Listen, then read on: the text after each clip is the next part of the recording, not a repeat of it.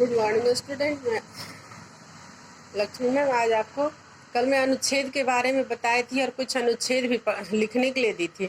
तो सभी बच्चे अगर लिख चुके होंगे तो उसे भेजोगे और उसे अनुच्छेद के पेज पर नाम अवश्य लिखोगे, क्योंकि कुछ बच्चे बिना नाम का भेज देते हैं तो फिर दिक्कत हो जाता है कि बॉयज वाले पे भेजूं या गर्ल्स पे भेजूं, ये पता नहीं चल पाता है, जिसके कारण मैं बहुत सारा अनुच्छेद कल चेक करके भेज नहीं पाए।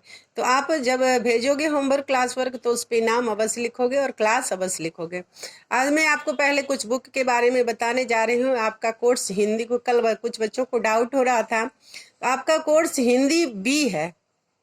आपका कोर्स हिंदी क्या है? बी है। दो हिंदी चलता है, ए और बी कोर्स। तो आपका बी कोर्स हिंदी है और आपका बुक दो है, पहला है स्पर्श और दूसरा संचन। तो स्पर्श में दो खंड है, गद्य खंड और पद्य खंड। तो गद्य में कहानी आता है और पद्य में कविताएं आती है।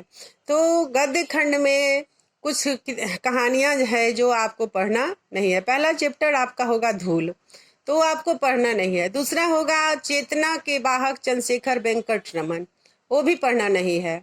तीसरा कहानी होगा मेरा निजी पुस्तकालय, वो भी पढ़ना नहीं है। समझ गए?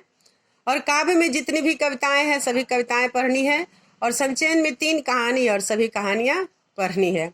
ये आप लोग याद रखोगे। अब सबका डाउट समाप्त हो गया। जो बच्चे बुक नहीं खरीदे हो, ये गूगल सर्च करो, एनसीईआरटी का बुक खोलोगे, कोर्स बी हिंदी क्लास 9 खोलोगे तो मिल जाएगा किताब। किताब खोजने में कोई परेशानी होगी तो खोज लेना, पर पढ़ने के लिए असुविधा हो रही होगी, इसलिए किताब अवश्य सर्च करके निकाल के पढ़ोगे। क्योंकि संडे को तुम्हारा टेस्ट है, ये सैटरडे को। तो जो मैं पढ़ा चुकी हूँ उसे एक बार रिवाइज करोगे, क्वेश्चन आंसर भी याद करोगे।